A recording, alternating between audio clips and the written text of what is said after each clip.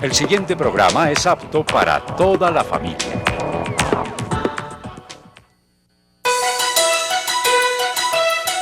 La Presidencia de la República presenta intervención del presidente Álvaro Uribe Vélez ante la Sociedad Interamericana de Prensa.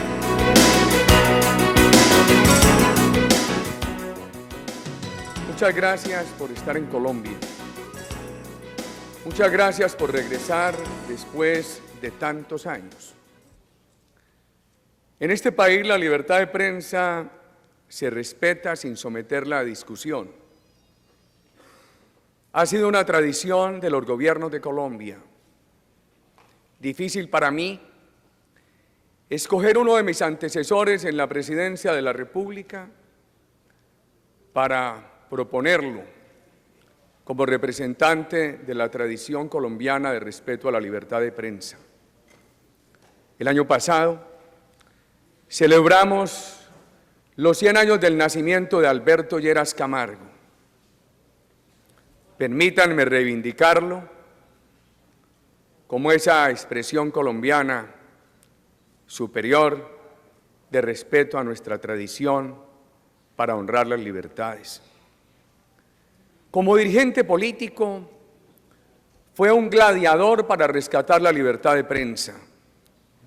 Como presidente de la República, la honró de manera ejemplar y como periodista la ejerció sin restricciones. Muchas gracias por venir a Cartagena, a esta maravillosa ciudad. Déjenme decir que al lado de todo lo bueno y bonito, tiene mucha pobreza. En pocos años pasó de 500.000 habitantes a 1 millón. Ese crecimiento no fue solamente atraído por todas las posibilidades de la ciudad, sino forzado por el desplazamiento, al cual fueron sometidos muchos compatriotas por guerrillas y por paramilitares. Por supuesto, ese crecimiento desbordado en tan pocos años fue un crecimiento de la pobreza. Pero así como empiezo por reconocer ese problema, también permítanme decir que estamos haciendo todos los esfuerzos para superarla. Casi 5 años de gobierno. Cuando hablaba con el vicepresidente Santos y con el ministro de la Defensa para que me aconsejaran sobre qué decir ante la Asamblea de la Sociedad Interamericana de Prensa, ellos me dijeron: hable cortico. No me resulta fácil. Tengo muchas cosas que me muero del deseo de contarles. Y entonces voy a contradecir las generosas palabras del doctor Enrique Santos Calderón para decirles que en América Latina no soy yo tampoco convencional. Siempre mantengo ese convencionalismo de hablar largo. Vamos a ver qué podemos hacer hoy. Hemos venido trabajando un concepto de Estado comunitario. Hemos querido salirnos de la discusión entre neoliberalismo y estatismo. Un concepto de Estado con alta participación ciudadana para la toma de decisiones públicas, para la ejecución de esas decisiones y para la vigilancia de esas decisiones. Un concepto de Estado en el cual nosotros no desmantelamos las instituciones del Estado, pero tampoco permitimos que sean obstáculo a la inversión privada. Hemos reformado más de 300 entidades del Estado sin desmantelarlo, agregándoles valor, convirtiéndolas en entidades transparentes, eficientes, al servicio de la comunidad. Hace 4 años me decían que dejáramos morir la empresa nacional de telecomunicaciones. La reestructuramos. Tenía valor negativo, hoy tiene valor positivo. No obstaculiza la inversión del sector privado en el sector de las comunicaciones y es una gran reserva del Estado para garantizar la provisión social del servicio, la llegada a comunidades remotas. Un socio estratégico ha ayudado a darle valor en favor de toda la comunidad y además se convierte en un obstáculo para que prospere allí el clientelismo o la corrupción. ese solo caso, me permito referirlo a ustedes brevemente para ilustrar el esfuerzo que estamos haciendo para reformar el Estado. Nosotros tenemos un concepto de sociedad pluralista, incluyente, en permanente debate, pero no con antagonismos insuperables, debate fraterno, no con odio de clases. Nuestra idea central es profundizar confianza en Colombia. Discrepamos de la discusión latinoamericana entre izquierda y derecha. Creemos que es obsoleta. Creemos que no tiene razón práctica y es polarizante. Tenía razón cuando en América Latina se confrontaba a las dictaduras. Aparecían derechas para soportarlas y bien importado el concepto de europeo de izquierda para combatirlas. Cuando todo el mundo se precia hoy de que quiere simplemente honrar la democracia, esa vieja división es obsoleta, polarizante, como se demostró en la elección del último secretario general de la Organización de los Estados Americanos, y poco práctica. Una colega de ustedes, periodista internacional, me preguntaba un día que cómo nuestro gobierno podía vivir en una América Latina de crecientes gobiernos de izquierda. Y le dije yo, ¿y por qué dices que otros son de izquierda y el mío de derecha? No me dio un solo argumento. Y después le dije, ¿y por qué insistes en el tema? Y me dijo ella que era de izquierda. Y le dije, ¿y por qué yo soy de derecha? No me dio un solo argumento. Y le dije, ¿y tú has hecho una comparación entre el gobierno del presidente Lula en Brasil y el nuestro? Y le hablé de otros. ¿Puedes decir que ellos son de izquierda y el nuestro de derecha? Y el diálogo con esa comunicadora internacional me demostró que esa división hoy es polarizante, artificial, no tiene sustentación práctica. ¿Qué proponemos? Avancemos hacia el futuro alrededor de la regla democrática, de una democracia moderna, una democracia con seguridad democrática, con libertades, con cohesión social, con transparencia, con instituciones independientes. La seguridad con alcance democrático, todo el mundo la requiere, izquierdas y derechas. ¿Cómo prosperan las izquierdas? Sin seguridad. ¿Cómo aquellos que piensan que pueden tener un pensamiento de derecha lo defienden sin seguridad? Las libertades. En algún momento europeo las reclamaban unos, los de izquierda, las negaban los de derecha, pero también en otro momento los de izquierda decían que esas libertades eran las libertades de las clases dominantes, que lo que se necesitaba era suprimirlas y poder impulsar las reivindicaciones sociales. La cohesión social se requiere en todas las democracias, de lo contrario no se garantiza su estabilidad. Sin transparencia no hay confianza ciudadana en los procesos democráticos y sin instituciones independientes no se evitan los excesos de ramas del poder que contradicen la democracia. Hemos avanzado en nuestra seguridad democrática. No hemos ganado todavía, pero vamos ganando. ¿Por qué democrática? ¿Por qué seguridad para todos los colombianos? ¿Por qué seguridad para profundizar el pluralismo? Porque nosotros en nombre de la seguridad no hemos suprimido las libertades. Porque América Latina fue recorrida por el fantasma de la doctrina de la seguridad nacional. En nombre de la seguridad se sustentaron dictaduras, se cercenaron las libertades. La nuestra es democrática, contraria a la doctrina de la seguridad nacional, porque la nuestra ha sido para profundizar las libertades, para rescatar las libertades suprimidas por el terrorismo. La nuestra no ha conculcado, sino profundizado el ejercicio de esas libertades. ¿Por qué? Nosotros decimos que los grupos armados de Colombia son terroristas. Cuando uno lee las legislaciones de Europa Occidental encuentra una muy severa definición de terrorismo. Allí definen como terrorismo el uso de la fuerza o la simple amenaza de uso de fuerza por razones ideológicas, religiosas o políticas. Y uno le pregunta a los profesores de ciencia política de Europa, ¿por qué tanta severidad en la calificación del terrorismo? Y su respuesta es clara, porque una democracia pluralista que da opción de que todos los días haya un conflicto de ideas, no puede permitir el uso de la violencia. Esta democracia colombiana tiene la misma razón, tiene la misma autoridad moral. Por eso nosotros calificamos como terroristas a aquellos que atentan contra ella por la vía armada. Además se financian con la droga. Además sus acciones contra las libertades, contra la sociedad civil, sus acciones contra la fuerza pública permiten calificarlos de terroristas. ¿Negamos el diálogo por la razón de que los calificamos de terroristas? No negamos el diálogo, pero exigimos que el diálogo se adelante por lo menos con una buena fe de cese de hostilidades. ¿Por qué negamos que con ellos hay conflicto?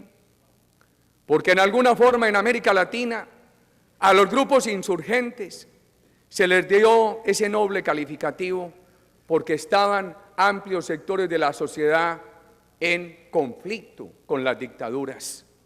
Aquí hay una democracia que opera. Aquí el conflicto no se puede reconocer con los alzados en armas. El conflicto que nosotros reconocemos es el conflicto de las ideas entre todos los actores de la democracia, que hay que resolverlo no de vez en cuando en un proceso electoral, sino todos los días ante la opinión pública.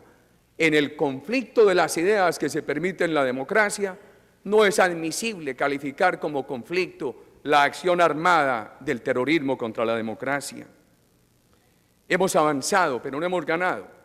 Ustedes conocen las cifras de descenso de actos terroristas, las cifras de descenso de homicidios, las cifras de descenso de masacres. Déjenme referir a algunos indicadores bien importantes para esta reunión.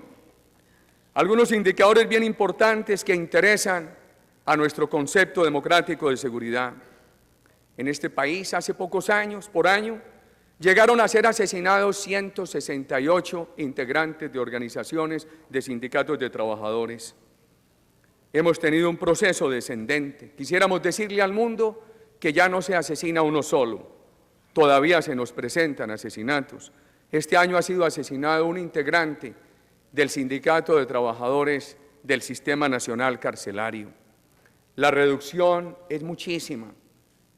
El incremento de la protección efectiva es bien importante, pero todavía no hemos conseguido lo que queremos, cero asesinato contra estos grupos tan importantes de la democracia. Hubo un año reciente en Colombia cuando fueron asesinados 15 periodistas. Hemos hecho un esfuerzo para proteger la vida de los periodistas, no en vano. Este año, en lo corrido hasta ahora, no ha sido asesinado un solo periodista en Colombia. Además, encontramos que nuestra política de seguridad democrática contra las guerrillas, contra el paramilitarismo, contra todas las expresiones del terrorismo, han devuelto la seguridad eficaz, no retórica, la seguridad eficaz al periodismo en muchas regiones del país. Recuerdo recorriendo el país como candidato a la presidencia. En unas regiones el periodismo amordazado por las guerrillas, en otras amordazado por el paramilitarismo. Hoy se respira un periodismo más libre en todas las regiones de la patria. Los profesores públicos han sido otro objetivo del asesinato del terrorismo en Colombia. Tuvimos años del asesinato de 100 maestros sindicalizados del Estado. Son 360.000. Este año todavía nos han asesinado 3. Las comunidades indígenas, las comunidades afrodescendientes, las minorías étnicas de la patria, son también objetivo de nuestra política de seguridad democrática para recuperarles plenamente su seguridad eficaz. Colombia, en el 2002, asistió al triste episodio del asesinato de 196 indígenas, de una población indígena de 800.000 personas. Este año todavía han sido asesinados 2. Estamos trabajando un proceso de paz.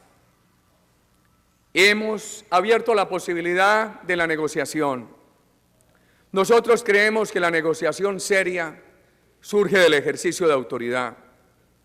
Nuestra política de seguridad democrática ha conducido a una negociación con los mal llamados paramilitares y creo que en el futuro, si Colombia persiste en ella, con los ajustes respectivos, conducirá a una negociación eficaz con las guerrillas. Hasta ahora se han desmovilizado aproximadamente 43.000 personas. Eso no tiene antecedentes.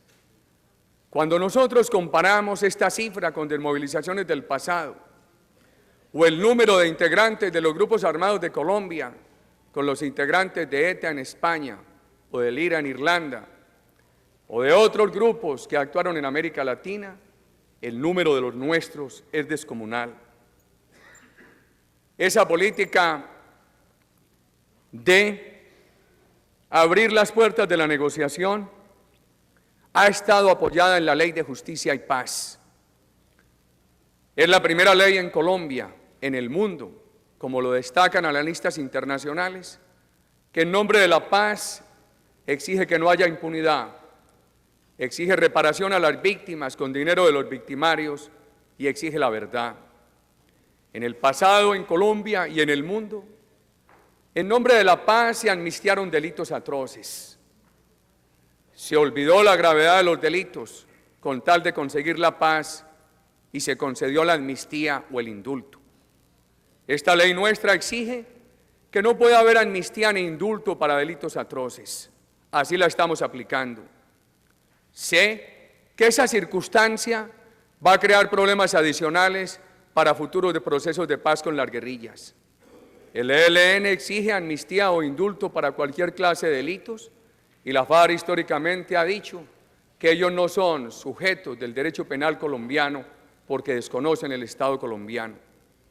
Quiero llamar la atención de la comunidad internacional sobre la necesidad de dar a todos los delitos la misma aplicación de la norma, independientemente de la orientación ideológica que hayan querido invocar los criminales. En el mundo, los casos de verdad han sido muy espectaculares, pero pocos. Esta ley exige la verdad. Todas las políticas de gobierno van orientadas a que se conozca la verdad.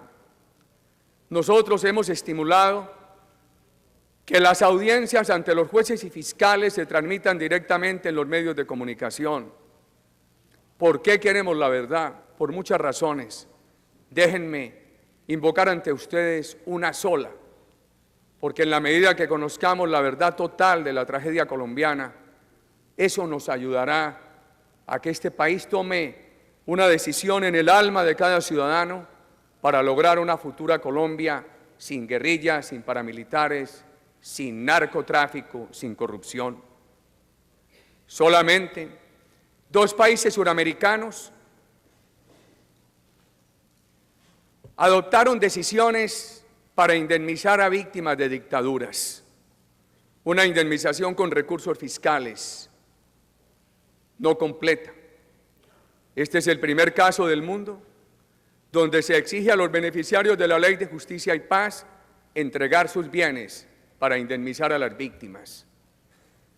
Creo que es un paso bien significativo y hemos tomado la decisión de que la policía, aprovechando una ley bien importante que tenemos para decomisar riqueza ilícita, preventivamente decomise esas riquezas a fin de que no haya manera de eludir el derecho de las víctimas a la reparación. El tema de los paramilitares. Permítanme referirme a él con una introducción. En este momento, Colombia está gozando de una disminución de la violencia paramilitar que es casi una eliminación de la violencia paramilitar. Pero hay una gran discusión pública. ¡Qué paradoja! En el momento del alivio de esa violencia aparece la mayor discusión. ¿Cuál es la génesis de ese problema? Las guerrillas partidistas de Colombia cesaron rápidamente en los procesos de paz de finales de los años 50, con la creación del Frente Nacional. Algunas de ellas y los nuevos militantes se incorporaron en las doctrinas marxistas. 30 años de guerrillas marxistas en Colombia. Penetraron la universidad, el movimiento obrero, el movimiento campesino, sectores de la prensa, de la política. Practicaron la tesis de la combinación de todas las formas de lucha.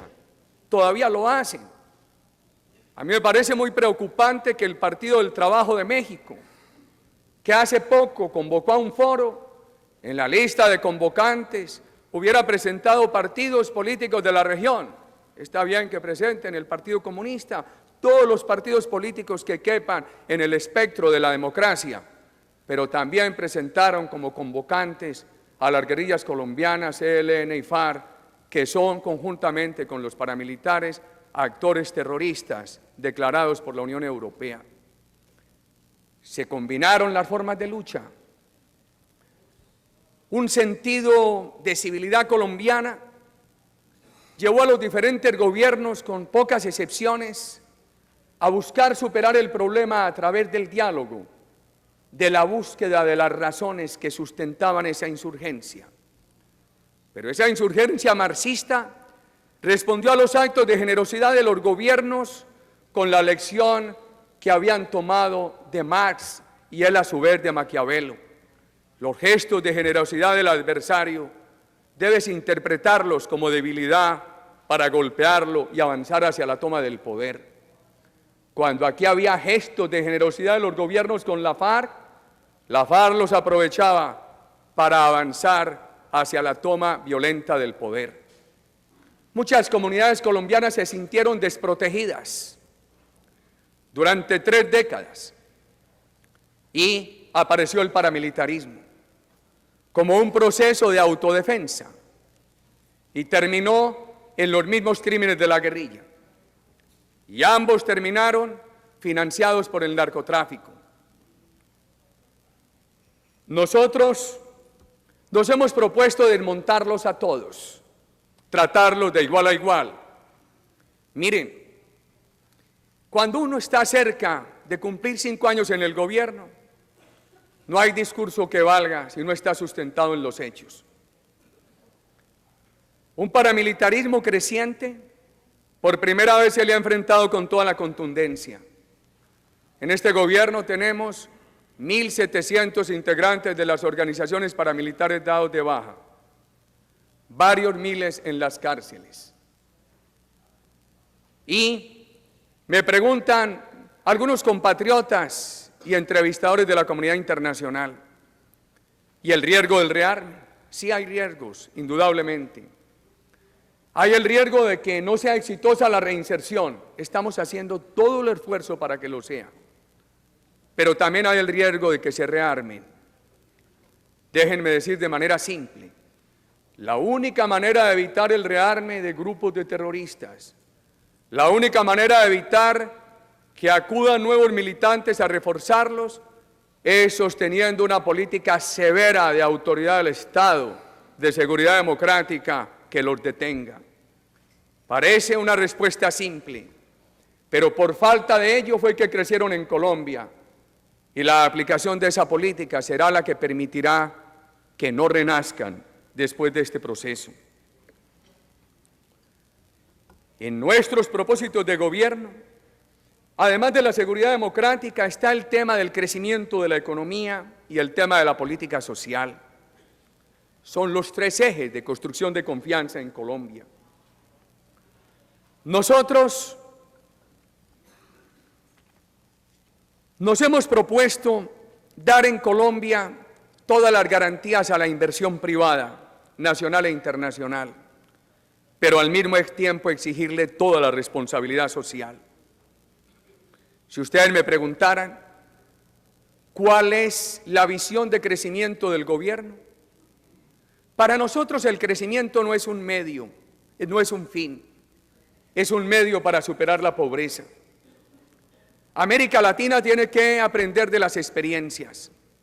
En los años 60 el desarrollismo brasilero le hizo pensar a amplios sectores del continente que lo importante era el crecimiento, que la distribución vendría espontáneamente. Tuvieron años de 14% de crecimiento y de mayor pobreza. Hubo otro extremo. En otros países de América Latina y en décadas posteriores, se hizo creer que lo importante era la distribución, se afectó totalmente la confianza inversionista, se deterioró el crecimiento y terminaron distribuyendo pobreza. Nosotros creemos que hay que llevar de la mano el crecimiento, la superación de la pobreza y el mejoramiento de la equidad. Hace 4 años, la tasa de inversión de Colombia era del 12%. El año pasado fue del 26%. Hace 4 años la tasa de inversión del sector privado en Colombia era del 6,5%. El año pasado fue del 19%. Para nosotros el punto fundamental del manejo económico es el de confianza para que se den tasas de inversión elevadas. Creemos que eso es lo que va a marcar la diferencia en Colombia. Y a esa confianza inversionista hemos contribuido con la seguridad, hemos contribuido con el sistema tributario y hemos contribuido con la ley que autoriza al gobierno a firmar pactos de estabilidad en las reglas de juego con los inversionistas, el sistema tributario. Nosotros en Colombia tenemos estímulos específicos y estímulos generales. Hay estímulos específicos a los medios de comunicación. Cada vez que mis colegas en el Ministerio de Hacienda, dirigido por mentes de superior inteligencia, me presentaban el proyecto de una reforma tributaria estructural, aparecía el articulito de grabar a los medios de comunicación. Yo jamás dejé que el proyecto, en una vez se me pasó y logró llegar al Congreso, y allí se devolvió, después les dije, ni lo van a presentar. Por razones de convicción y por razones de ocasión no lo podemos permitir, les dije, en el gobierno de la seguridad, que se expone a que todos los críticos le digan Uribe fascista, Uribe paramilitar, ¿cómo vamos a grabar los medios de comunicación? No puede ser. O sea que allí ha habido también no solo una razón circunstancial, no solo una razón de convicción, sino una razón circunstancial para mantener la exención a los medios de comunicación. Y tenemos exenciones dirigidas al sector turístico. Este país recibía por aire 530.000 turistas hace 4 años. El año pasado 1.050.000. Vamos a ver cómo llegamos rápidamente a 2 millones. Exenciones dirigidas al sector de los cultivos de tardío rendimiento, al sector de los biocombustibles. Nosotros no creemos que el estímulo tributario deba ser un estímulo para que haya más apropiación de ganancias. Eso marca nuestra diferencia con algunos modelos tributarios neoliberales. Nosotros creemos que el estímulo tributario tiene que ser para que haya más inversión. Por eso el estímulo general es una deducción a las inversiones del 40%. Y nuestro gobierno está hoy autorizado por la ley para firmar pactos de estabilidad en las reglas de juego con los inversionistas. Es bien importante el tema del acceso a los mercados.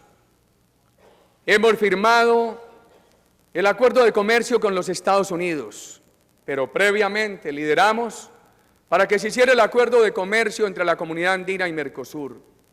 Hace pocas horas cerramos las negociaciones de un acuerdo de comercio con Honduras, con Guatemala y El Salvador.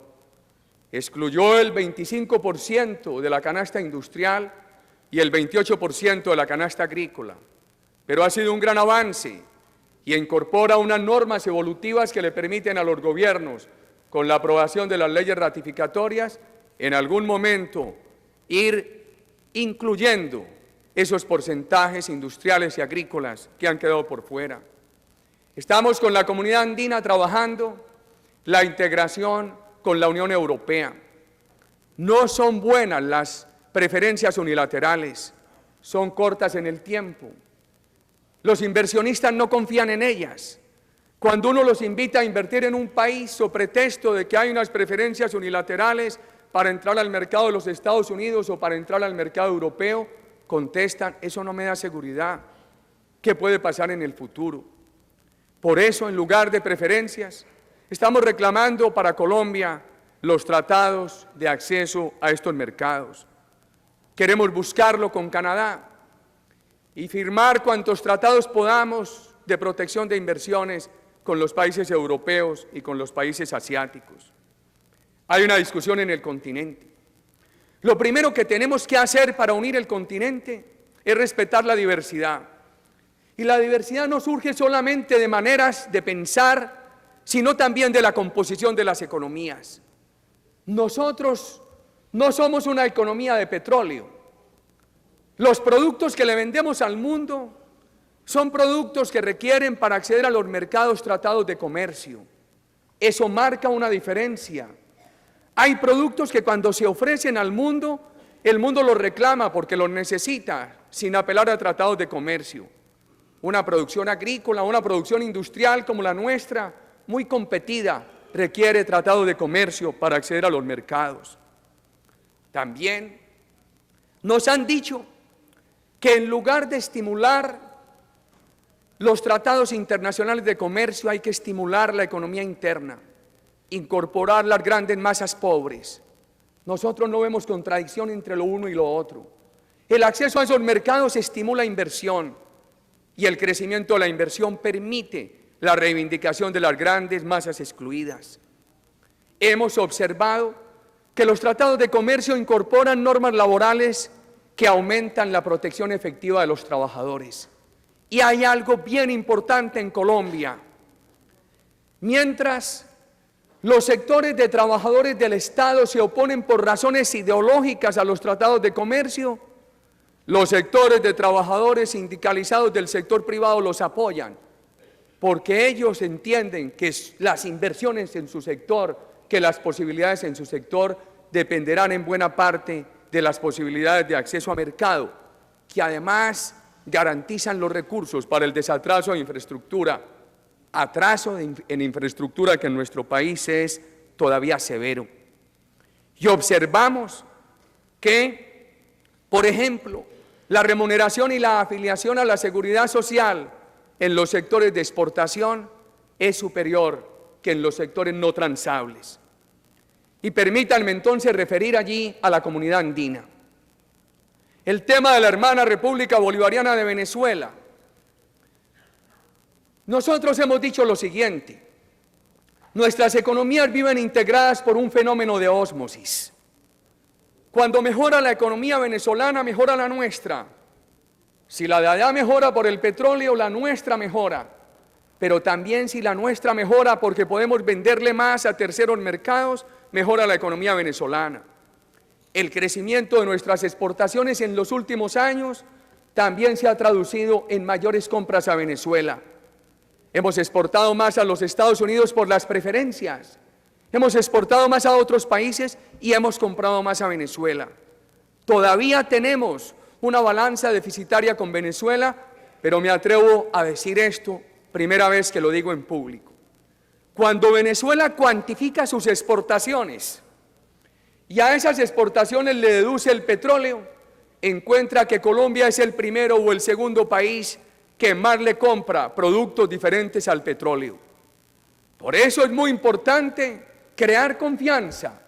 Si allá por razones de diversa índole que respetamos, no están de acuerdo con el tratado colombiano de Colombia con los Estados Unidos, debemos muy objetivamente mirar cómo estos tratados bien conducidos, al servirle a Colombia, también le ayudan a la hermana República de Venezuela. Con el caso de Ecuador, las exportaciones de Ecuador a Colombia han venido creciendo muchísimo, porcentualmente más que las exportaciones de Colombia a Ecuador, no obstante que todavía hay un superávit en favor de Colombia. Discutía con el gobierno ecuatoriano sobre el temor de ellos, de que pueda haber un fenómeno de triangulación si uno de los países o varios países andinos firman acuerdos con terceros y los otros no lo hacen. Para eso están las reglas de origen, para eso está la necesidad de fortalecer la institucionalidad andina. Y es muy importante mirar también esos fenómenos de ósmosis. Yo estoy seguro que si Ecuador tiene éxito con Mercosur, ese éxito también producirá un fenómeno de externalidad positiva en la economía colombiana. Y si Colombia tiene éxito en el mercado de los Estados Unidos, ese éxito le debe ayudar a la hermana nación ecuatoriana. Garantías para la inversión privada en Colombia con responsabilidad social. Para nosotros la responsabilidad social se tiene que traducir en transparencia, en las relaciones con los trabajadores y en las relaciones con la sociedad. Transparencia. Este país es un país transparente para adjudicar los contratos de concesión, de explotación de recursos naturales. Nosotros, de manera transparente, reunimos periódicamente a la comunidad con las firmas que trabajan estos objetos en Colombia para resolver problemas ambientales. Nosotros exigimos que la responsabilidad social tenga transparencia en todos los componentes de la tributación. Creemos mucho en el control de opinión. Una de nuestras razones para apelar intensamente, directamente al pueblo colombiano es porque creemos en el control de opinión y sí que se da frente a la inversión extranjera. En las regiones mineras, por ejemplo, en el Estado de Derecho hay controles penales, controles administrativos, controles políticos, controles fiscales. El más importante es el control de opinión. Que la opinión pública, los sectores interesados, los sectores afectados, conozcan directa y totalmente todo lo que ocurre y que el gobierno promueva discusiones entre los inversionistas y las comunidades para garantizar que los inversionistas cumplan con las normas de responsabilidad social.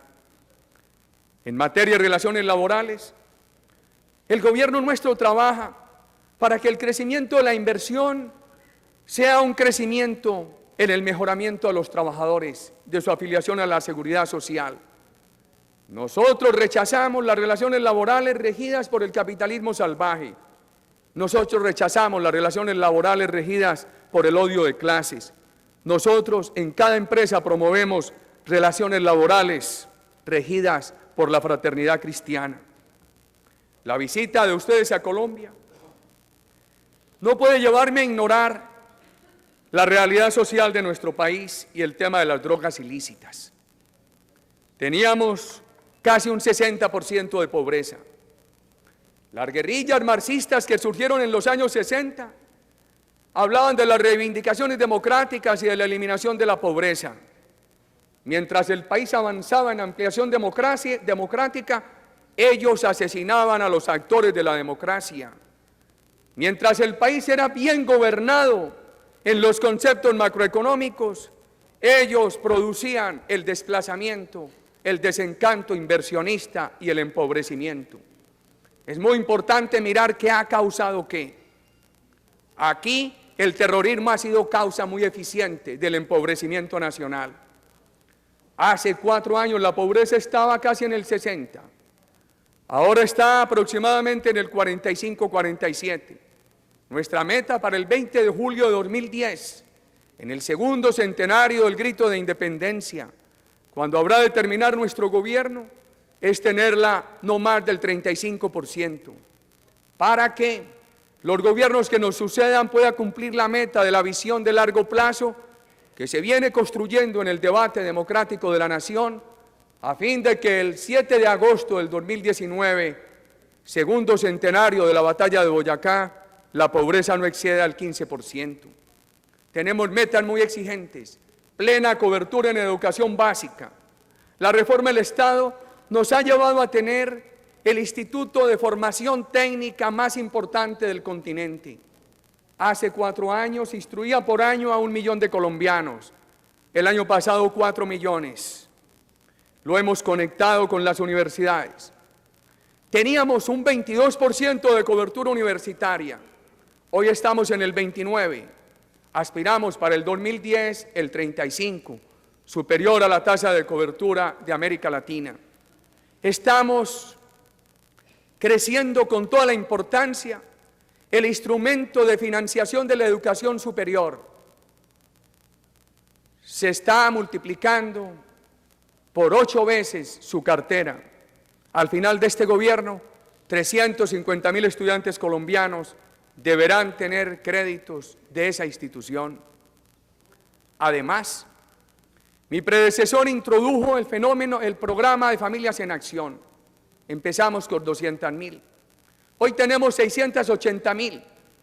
Vamos a llegar este año a 1,5 millones. Aquí en Cartagena una cifra muy importante. familias pobres que reciben un subsidio del Estado para garantizar la educación de sus hijos. Nosotros trabajamos unas políticas de seguridad social estructurales. Buscan que a través del mejoramiento de la educación, de las posibilidades de acceso a todas las ventajas de la democracia, haya movilidad social. Solamente tenemos políticas asistenciales para los ancianos, que son inevitables. Le abrimos las puertas al capital financiero internacional. Le damos toda la confianza al capital financiero nacional, pero exigimos todos los compromisos para financiar las actividades de producción de los colombianos y los pequeños negocios. En el pasado gobierno, 1.800.000 colombianos fueron beneficiarios del programa de microcrédito.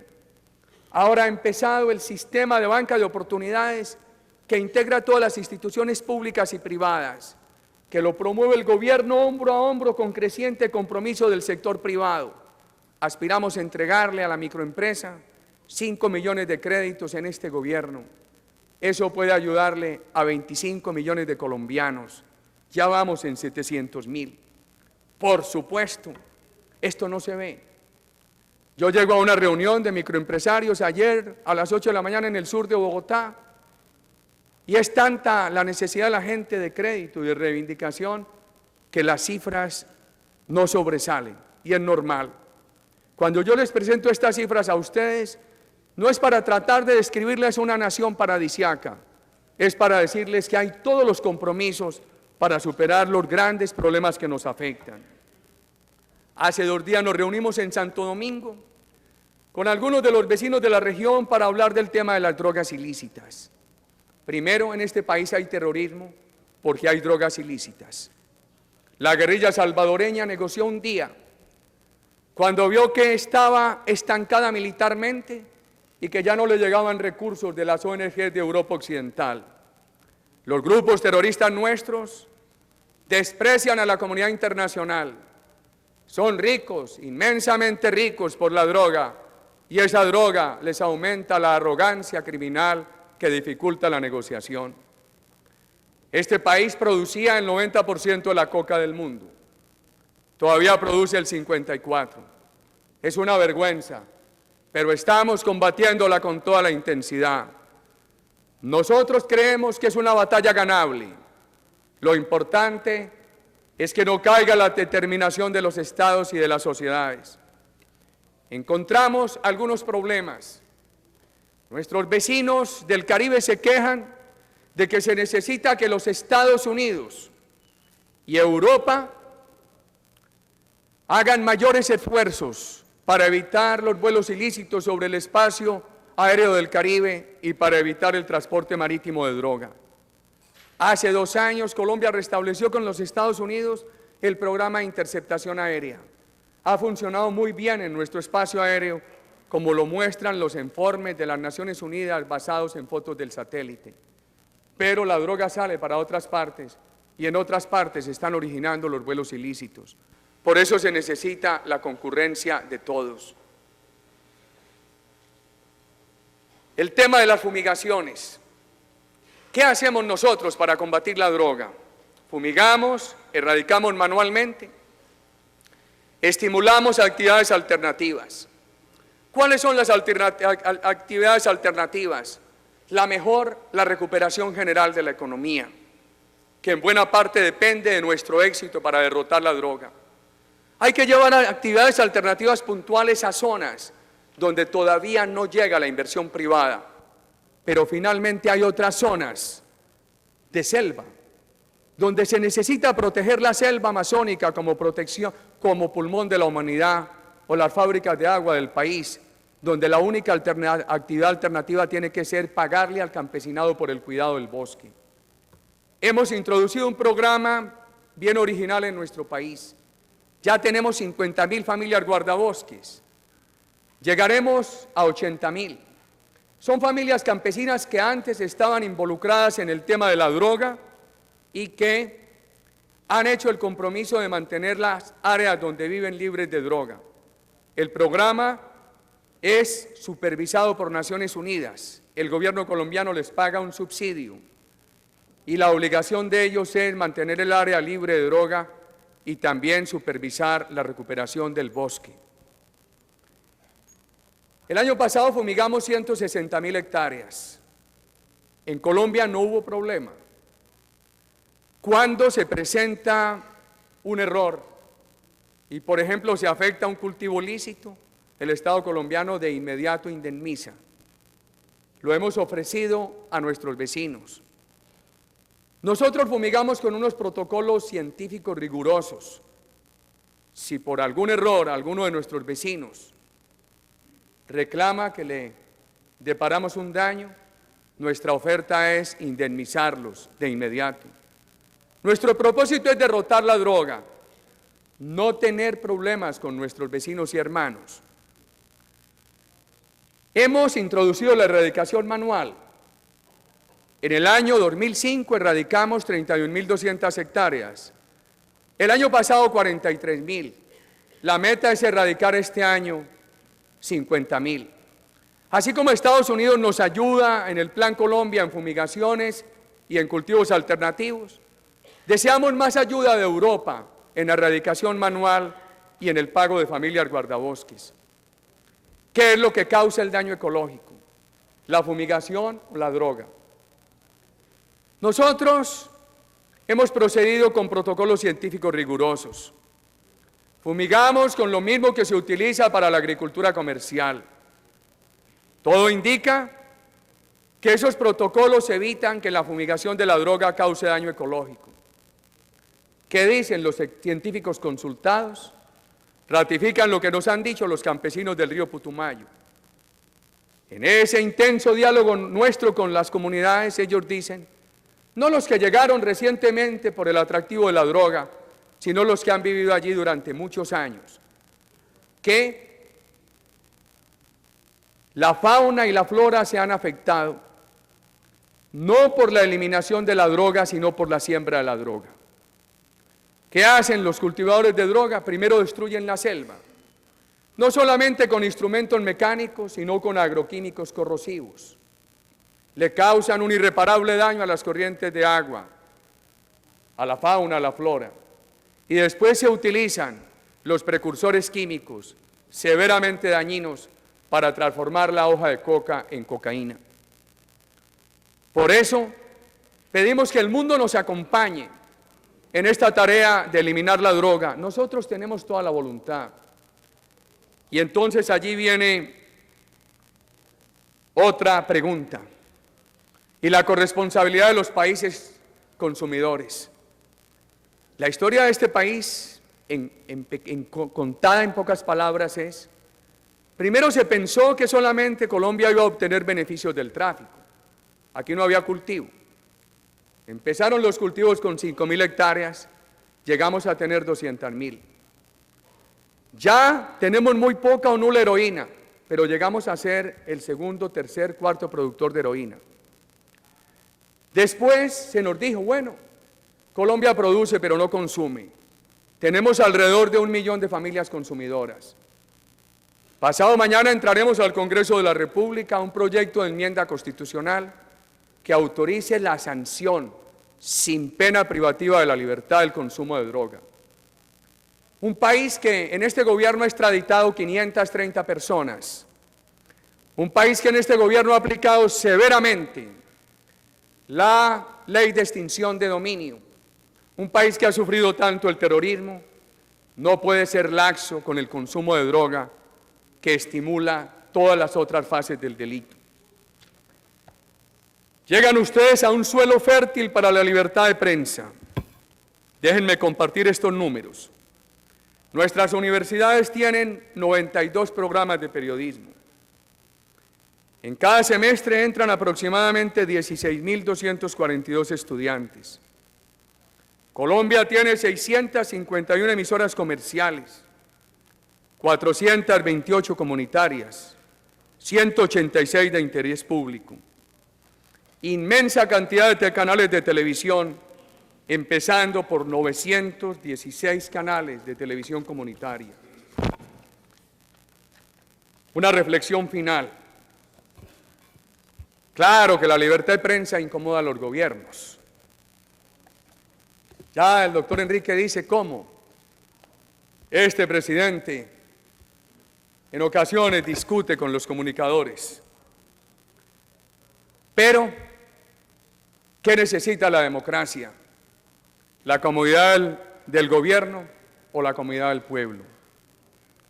La verdad es que la incomodidad que la libertad de prensa causa a los gobiernos es una garantía para el pueblo, es un acicate para los gobiernos.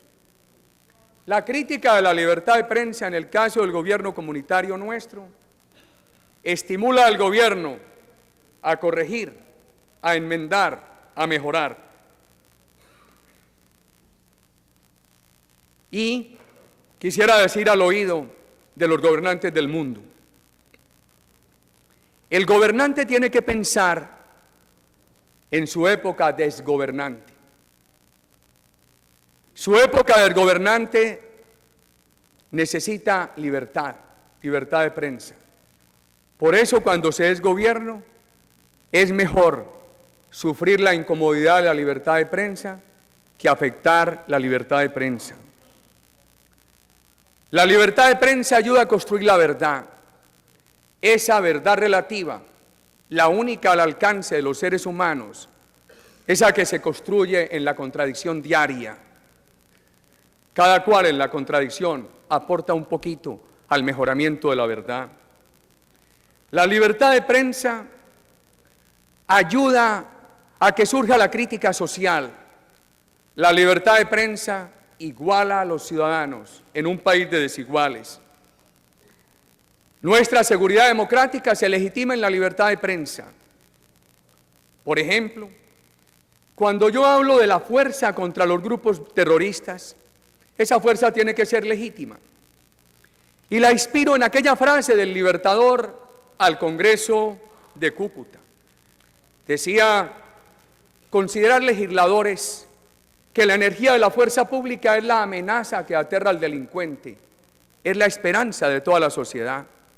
Y en un párrafo bello final agregaba, sin la energía de la fuerza pública no hay virtud y sin virtud perece la república. Para que la energía de las instituciones democráticas contribuya a sacar adelante la recuperación total de la seguridad en Colombia, esa energía necesita un factor legitimante. Muchas gracias a ustedes por venir a Colombia. Ese factor legitimante es la libertad de prensa que ustedes representan.